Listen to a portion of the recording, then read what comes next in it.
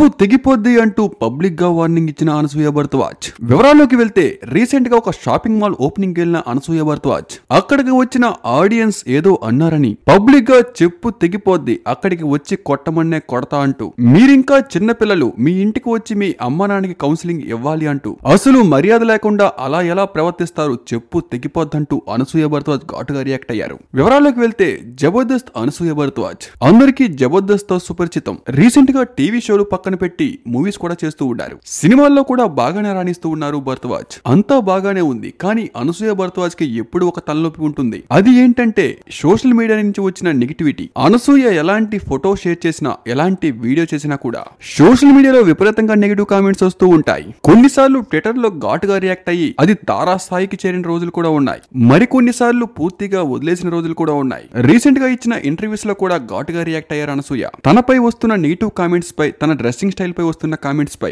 నా లైఫ్ నా ఇష్టం, నా భర్తకి లేని ప్రాబ్లం మీకేంటి, సినిమా ఇండస్ట్రీలో ఉన్నప్పుడు కొంచెం మోడల్ గా కనిపించడానికి కొన్ని డ్రెస్సులు వేస్తూ ఉంటాం, అలా అని ఆ వ్యక్తి బ్యాడ్ కాదు కదా, నేను ఎలా ఉండాలో కూడా మీరే చెప్తే మరి నేనెందుకంటూ రీసెంట్ గా ఘాటుగా రియాక్ట్ అయిన అనసూయ భరద్వాజ్.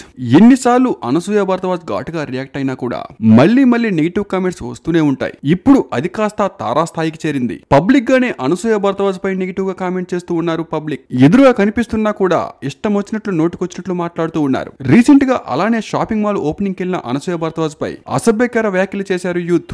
వాళ్ళపై చెప్పు తెగిపోద్ది, కిందకు వచ్చి కొట్టమన్నే కొడతా అంటూ ఘాటుగా రియాక్ట్ అయ్యారు అనసూయ భరద్వాజ్. మరి అక్కడ అనసూయ భరద్వాజ్ తప్ప లేక అక్కడ ఉన్న ఆడియన్స్ తప్ప అనేది కామెంట్ రూపంలో తెలపండి. Thank you for watching.